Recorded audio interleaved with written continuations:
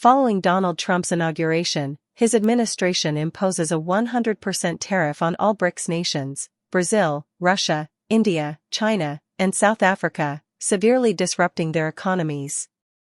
The tariffs cripple export-driven markets, cause supply chain disruptions, and spike inflation in these countries, leading to widespread economic hardship.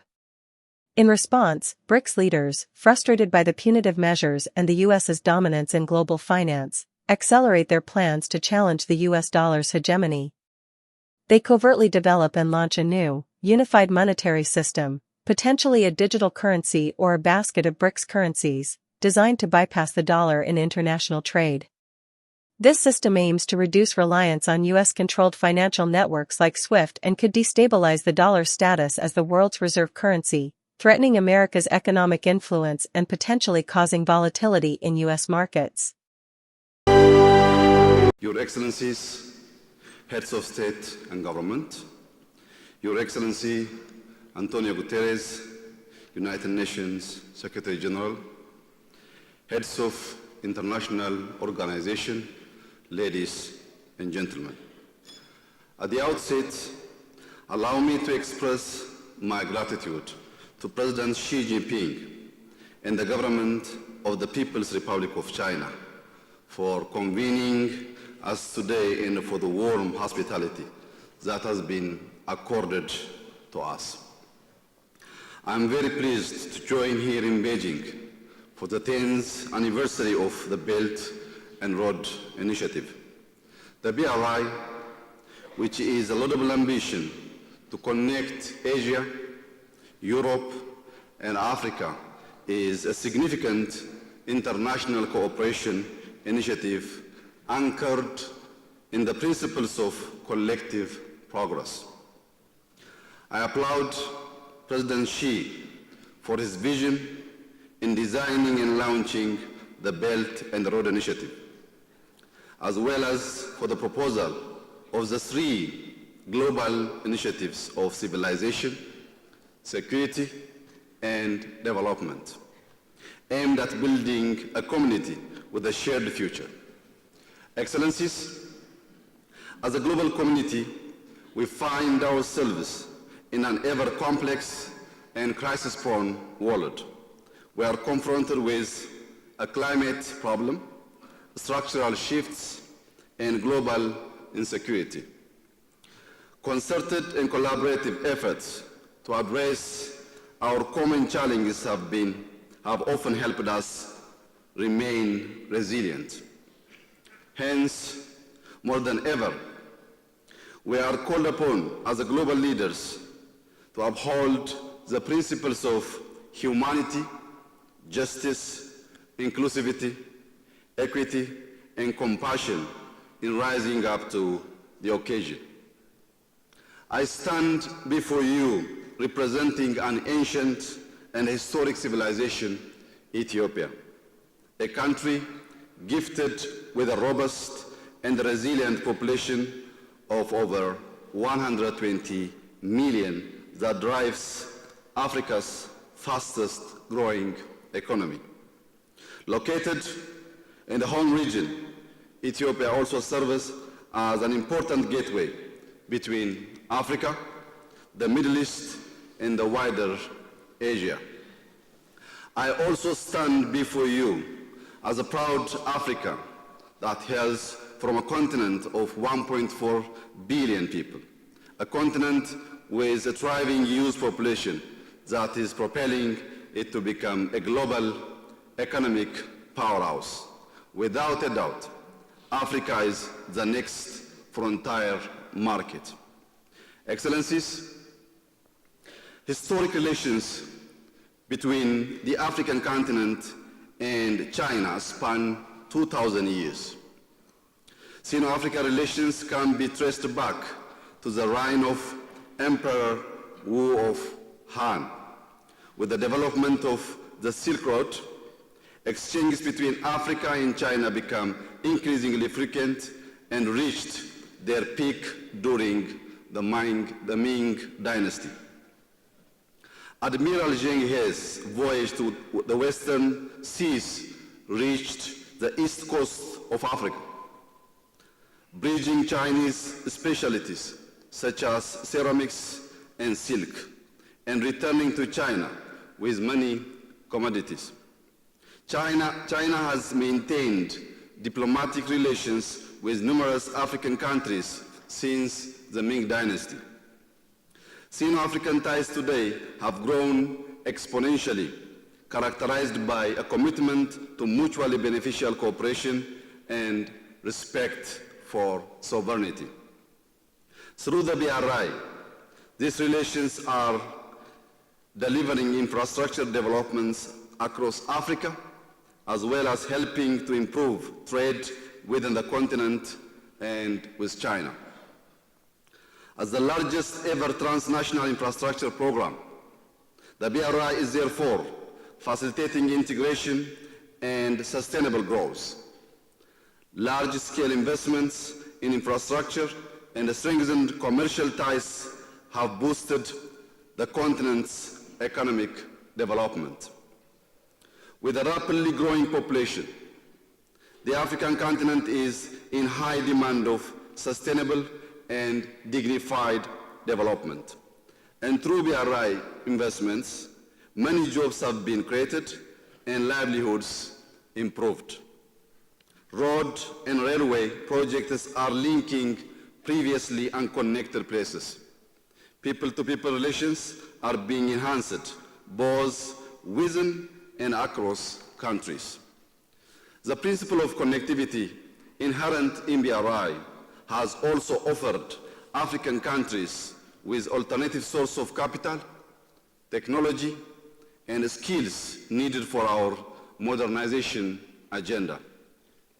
In my country, Ethiopia, for example, one of the remarkable BRI accomplishments is the construction of Africa's longest electric transnational railway, which runs through Ethiopia all the way to Djibouti.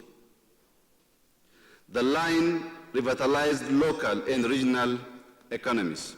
It plays a critical role in connecting people and enhancing efficiency in the logistics value chain along the strategically significant Ethio-Djibouti corridor.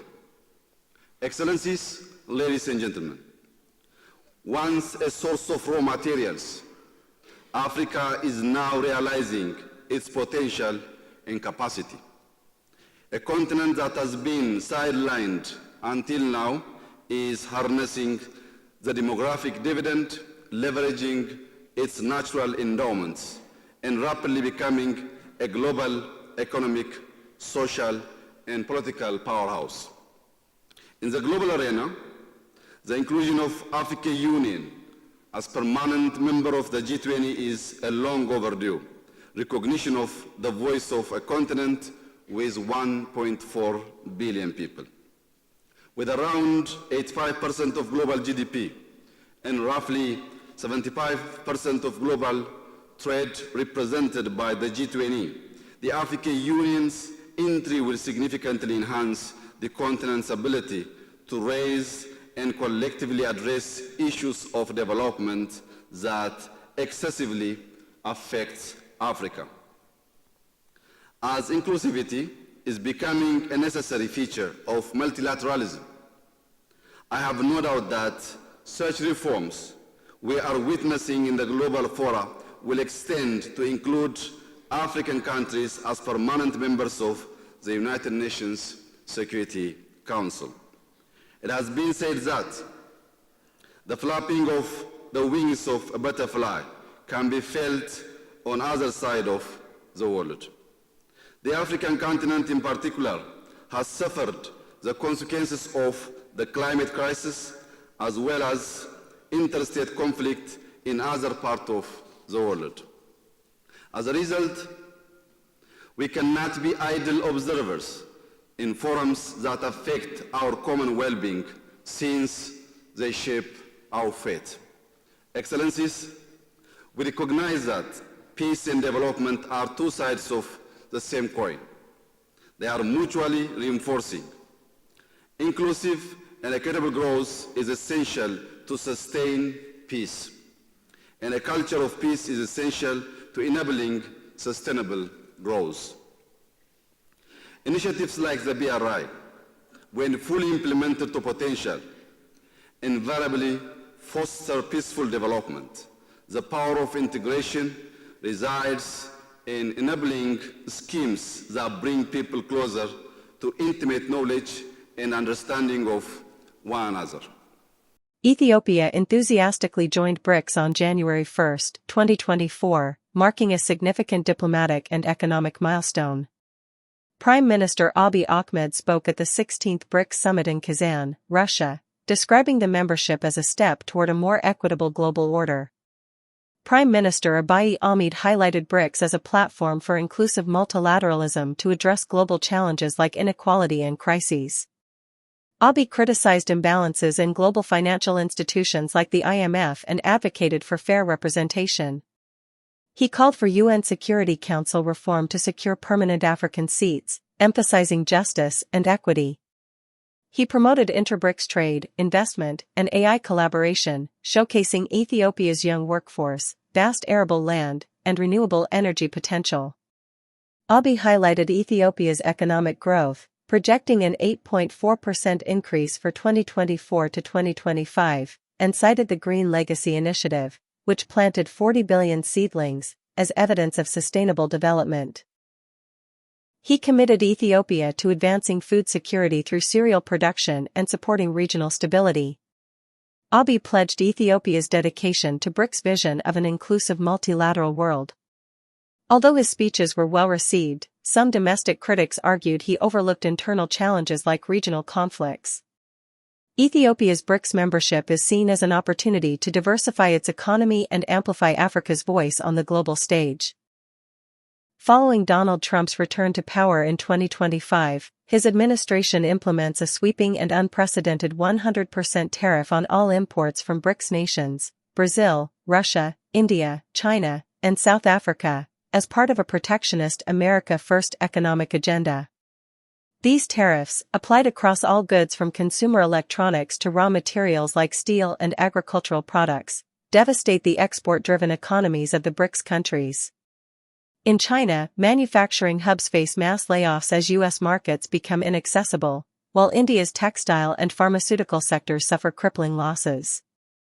Brazil's soybean and beef exports plummet, Russia's energy markets falter under restricted trade, and South Africa's mining industry, reliant on global demand, grinds to a halt. The ripple effects include soaring inflation, supply chain bottlenecks, and unemployment spikes across these nations, with GDP growth projections slashed and local currencies depreciating rapidly against the dollar.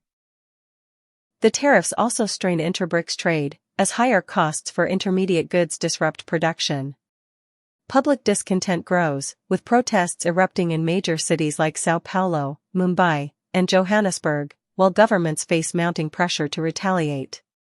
The BRICS bloc, already skeptical of U.S.-led financial systems due to prior sanctions on Russia and China, perceives the tariffs as an existential threat to their sovereignty and economic stability. Convening in emergency summits, BRICS leaders, bolstered by new members like Iran, Egypt, and the UAE, resolve to dismantle the U.S. dollar's dominance, which they view as a tool of American coercion. In secret, the BRICS alliance fast-tracks the development of a new monetary system to replace the U.S. dollar in global trade. This system, rumored to be called the BRICS Bridge, combines a digital currency backed by a basket of BRICS currencies and commodities like gold, oil, and rare earths. The currency is designed to operate on a blockchain-based platform, ensuring transparency and bypassing Western-controlled financial infrastructures like SWIFT. Pilot programs are quietly rolled out for bilateral trade, with China and Russia settling oil and gas transactions in the new currency, while India and South Africa test it for inter-BRICS agricultural trade. The system incentivizes adoption through lower transaction costs and immunity from U.S. sanctions, attracting interest from non-BRICS nations like Argentina and Indonesia. The covert launch of this monetary system poses a severe threat to the United States. The dollar's status as the world's reserve currency, underpinning America's ability to finance deficits, wield sanctions, and maintain global economic influence, faces unprecedented risk. A shift toward the BRICS currency could trigger capital flight from U.S. markets, weaken treasury bond demand, and fuel inflation as import costs rise.